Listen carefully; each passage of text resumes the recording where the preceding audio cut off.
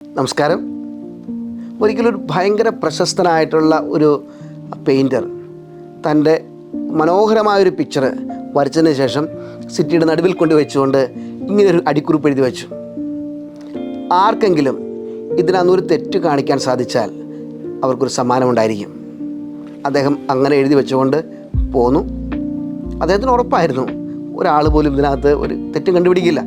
കാരണം അത്ര പ്രശസ്തനായ അത്ര കഴിവുറ്റ ഒരു പെയിൻറ്ററാണല്ലോ താൻ. അങ്ങനെ വൈകുന്നേരമായപ്പോൾ അദ്ദേഹം തൻ്റെ പെയിൻറ്റിങ് കാണാൻ വേണ്ടി ചെന്നു.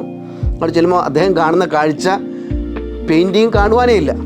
കാരണം അതിനകത്ത് മുഴുവൻ ആളുകൾ അടയാളപ്പെടുത്തി വെച്ചിരിക്കുക. ഇവിടെ അത് ചെയ്യണം, ഇവിടെ ഇങ്ങനെ ചെയ്യണം, അത് തിരുത്തണം, ഇവിടെ ഇങ്ങനെയല്ല വേണ്ടത് എന്ന് പറഞ്ഞ് തിരുത്തലാണ്. വല്ലാത്ത സങ്കടം തോന്നി. കാരണം ഇത്രമാത്രം കഴിവുണ്ടായിരുന്ന പെയിൻറ്ററാണ് അദ്ദേഹം. അദ്ദേഹത്തെ മുഴുവൻ തിരുത്താൻ വേണ്ടി ആളുകൾ പറഞ്ഞിരിക്കുക. അവസാനം ഇയാൾ നിരാശപ്പെട്ട് ഇനി പെയിൻറ്റിംഗ് ഒന്നും ഞാൻ ചെയ്യില്ല എന്ന് പറഞ്ഞുകൊണ്ട് തിരിച്ചു വരുമ്പോൾ ഒരു സുഹൃത്ത് അദ്ദേഹത്തോട് ചോദിച്ചു, എന്താ പ്രശ്നം? അദ്ദേഹം കാര്യമൊക്കെ പറഞ്ഞു.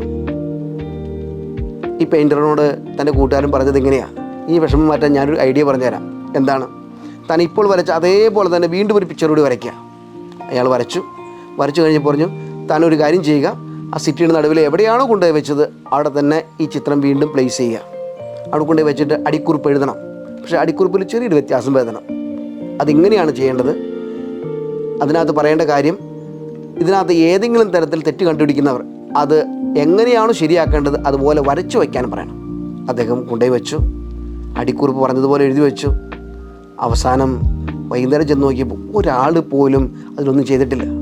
കാരണം തെറ്റ് പറഞ്ഞു കൊടുക്കാൻ എളുപ്പമാണ്, പക്ഷേ അത് തിരുത്തി കാണിക്കാൻ എല്ലാവർക്കും ബുദ്ധിമുട്ടാണ്. നമ്മളൊന്ന് ചിന്തിച്ച് നോക്കുന്നത് നല്ലതാണ്. ഒരു ദിവസം രാവിലെ എഴുന്നേൽക്കുന്ന സമയം തുടങ്ങി വൈകുന്നേരം വരെ മറ്റുള്ളവരുടെ എന്തെല്ലാം തെറ്റുകളാണ് നമ്മൾ തെറ്റാണെന്ന് പറഞ്ഞ് അവതരിപ്പിക്കുക. പക്ഷേ ഒരു തവണയെങ്കിലും അത് തിരുത്തി നമ്മുടെ ജീവിതത്തിൽ വരുമ്പോൾ തിരുത്തി കാണിക്കാൻ നമുക്ക് പറ്റുന്നുണ്ടോ എന്നുള്ളതാണ്. അപ്പോഴാണ് യഥാർത്ഥത്തിൽ മറ്റുള്ളവരെയും തിരുത്താൻ നമുക്ക് സാധിക്കുക, അല്ലേ? ഏവർക്കും നല്ലൊരു ദിവസം നേരുന്നു.